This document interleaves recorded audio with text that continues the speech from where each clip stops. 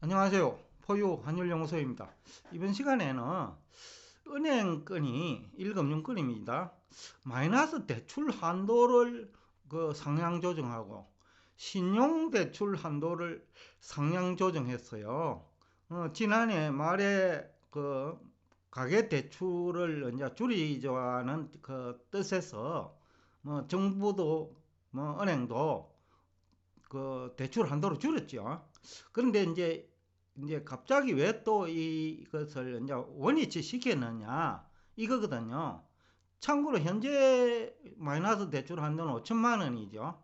그런데 이것을 8천만 원에서 2억 원으로 이제 상향 조정하겠다는 거고, 은행마다 조금씩 차이는 있을 거예요. 신용대출 한도도 어떤 은행은 3억 원까지 늘리겠다는 발표를 하는 것 같아요. 한도 상향 조정 명분은 이제 가계대출 증가가 이제 둔화되고 있다라는 건데, 외부 환경하고 결부시켜 보면 은행의 자구책 아니냐라는 또 해석이 가능하거든요. 우선은 이제 부동산 시장 환경이 이제 지난해 하반기와는 완전히 다른 환경이죠. 지난해 하반기만 하더라도 막 거품 발생이 이제 단계죠. 거품이 계속 이제 발생하는 단계였는데, 지금 대부분 지역에서 부동산 그냥 꺾였거든요. 그러다 보니까 이제 큰 폭의 부동산 가격 하락이 오래되죠. 왜냐하면 주변 환경이 안 좋거든요. 러시아 문제도 있고 중국 경제 불확실성도 지난해 하반기보다 더 심화됐고요. 심지어는 러시아는 루블화 결제를 하겠다는 거고, 그 다음에 러시아에 진출한 우리 한국 기업에 대해서 거기서 생산을 하지 않으면 국유화시키겠다는 얘기까지 하고, 그러다 보니까 이제 금융시장 환경도 나빠졌고 실물 경제 환경도 지난해와 비교하면 크게 나빠졌거든요.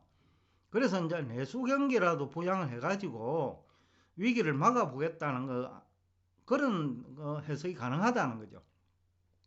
거기다가 윤석열 정부가 이제 경제 성장률 제고를 민간 차원에서 이제 해결하겠다는 거죠. 일자리 창출도 정부 차원에서 일자리를 늘리는 거는 정부 부채 증가 요인이 되고 민간 성장을 억제하니까 지금 문재인 정부와 정반대 정책을 폈거든요. 그럴 때 이제 은행의 역할이 또 중요하니까 좋게 해석하면 그런 측면에서도 정책에 협조한다라는 차원에서도 해석이 가능할 것 같아요. 그런데 이제 문제는 상장기업 영업 실적 악화예요. 상장기업 영업 실적이 악화되면 외국인 투자 자금이 유출되거든요. 그래서 지난해 약 한 54조 원이 유출됐는데, 이 54조 원이 2008년 외화 유동성 위기 때 외국인이 팔고 난 금액하고 비슷한 금액이거든요. 그런데 그걸 지난해 이제 우리나라 상장기업 영업 실적이 안 좋으니까 팔고 나갔단 말이죠. 그래서 이제 주가도 큰 폭으로 하락했고, 금년 들어서도 특히 이제 러시아가 우크라이나를 침략한 이후 외국인 투자자들의 매도 공세가 굉장히 공격적이에요. 그래서 이제 이것도 이제 우선은 막을 수 있죠. 기대 효과인데 일종의. 근데 이제 단기적이죠, 그거는. 근데 장기적으로 우리 경제가 성장해야 되거든요.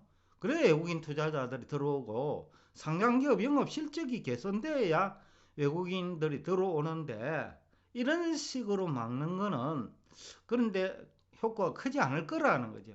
오히려 외국인 투자자들이 시중은행과 정부의 경기 부양책을 역용할 수 있지 않나라는 거죠. 실제로 2007년에 그런 사례가 있었거든요. 한국은행이 그 무렵에 수출 기업 지원한다고 외화 대출을 늘렸죠. 2007년 3분기부터. 그런데 이제 외국인 투자자들은 그때 우리나라 주식시장, 채권시장, 외환시장 모두를 공격했죠. 이름하여 그런 걸 이제 양털깎기라고 하는데, 2007년 한국은행의 외화대출 정책이 오히려 환율 급등의 그 진원지가 됐고 외환위기에 진원지 역할을 했다라는 분석도 가능하거든요. 근데 지금 우리나라 실물 경제와 금융시장 환경이 2007년과 비슷하지 않느냐.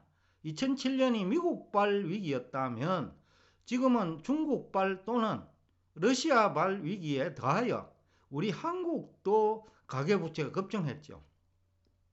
그러니까 이제 뭐 그때만 하더라도 2007년만 하더라도 우리나라 문제는 아니었는데 지금은 외국 문제 플러스 한국 문제가 같이 지금 그 대두되고 있다는 거죠.